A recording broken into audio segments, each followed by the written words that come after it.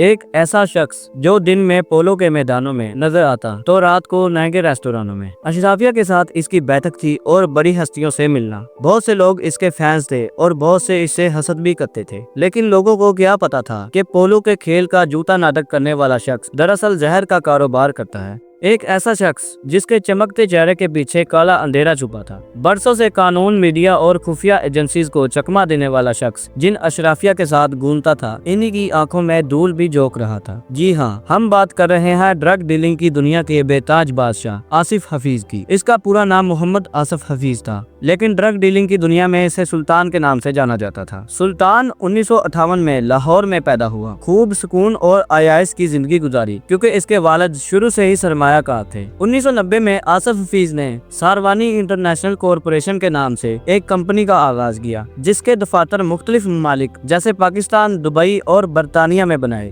یہاں پر وہ ٹیکسٹائل سے لے کر military grade drug detection tools تک مختلف چیزوں کا کاروبار کرتا تھا، لیکن دراصل یہ کمپنی بظاہر ایک فرنٹ کی طرح کام کر رہی تھی۔ اس کمپنی کو بنانے کا مقصد صرف یہ دکھانا تھا کہ سلطان کی عیاشی والی زندگی کے پیچھے اس کے اپنے بزنس کا ہاتھ ہے، لیکن یہ دراصل ایک جھوٹ کا پردہ تھا۔ 2009 سے لے کر 2011 کے درمیان سلطان لندن کے ایک مشہور ہیم پولو کلب کا ایک خصوصی رکن اور انٹرنیشنل امبیسڈر بن گیا۔ یہ ایک ایسا کلب ہے جہاں برطانیہ کے امیر اور شاہی خاندان پولو کھیلنے آتے ہیں۔ اس شخص کا شاہی خاندانوں کے ساتھ میل جول اور بین الاقوامی تقریبات کا سلسلہ چلتا رہتا تھا، لیکن پردے کے پیچھے یہ شخص ایسا نیٹ ورک چلا رہا تھا جس کا دنیا کے سب سے خطرناک ترین ڈرگ سمگلنگ نیٹ ورکس میں شمار ہوتا ہے۔ اور ہم صرف چند کلو یا پیٹوں کی بات نہیں بلکہ ٹنوں کے حساب سے ہیروئن، کوکین اور دوسرے کیمیکلز ڈرگز کی بات کر رہے ہیں۔ وہ افغانستان سے ہیروئن حاصل کرتا اور اسے ساؤتھ ایشیا اور افریقہ کے راستوں سے یورپ اور مڈل ایسٹ تک پہنچاتا۔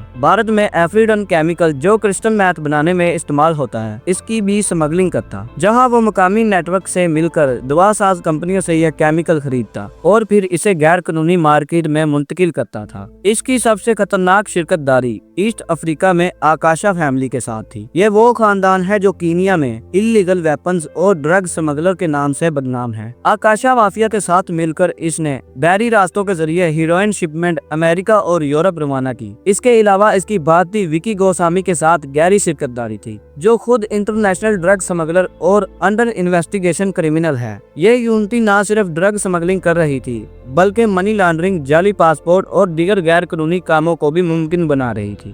2014 میں امریکی ادارے ڈرگ انفورسمنٹ ایجنسی نے آصف حفیظ کے خلاف ایک بڑے پیمانے پر خفیہ کارروائی کی، جو بعد میں مومباسا اسٹنگ آپریشن کے نام سے مشہور ہوئی۔ ڈرگ انفورسمنٹ ایجنسی کے ایجنٹس نے انتہائی خطرناک لیکن چالاک منصوبہ بنایا۔ وہ خود کو کولمبین ڈرگ پرچیزر ظاہر کرتے ہوئے آصف حفیظ کے نیٹ ورک تک رسائی حاصل کرنے میں کامیاب رہے۔ کینیا کے ساحلی شہر مومباسا میں ایجنٹس نے اس کے نمائندوں سے ملاقاتیں کی اور انہیں قائل کیا کہ وہ انہیں 99 کلو ہیروئن اور 2 کلو کرسٹل میتھ فراہم کریں۔ اس بات چیت کو خفیہ طور پر ریکارڈ بھی کیا جا رہا تھا۔ اس ریکارڈنگ میں نہ صرف ڈرگ ڈیلنگ کی بات ہوئی بلکہ احمد حفیظ کے کارندے اسے بار بار سلطان کے نام سے بھی پکار رہے تھے، اور اسی نام سے اس کی ڈرگ سمگلنگ کی بادشاہت کا پردہ فاش ہوتا ہے۔